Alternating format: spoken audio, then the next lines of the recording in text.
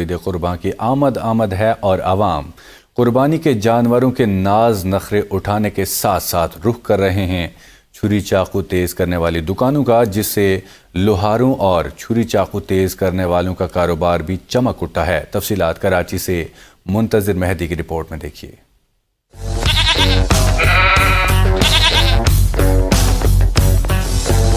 बड़ी ईद की बड़ी तैयारियां, कुछ लोग पसंद का जानवर ढूंढ रहे हैं और कुछ अपने पसंदीदा जानवर के नाज नखरे उठाने में मसरूफ हैं।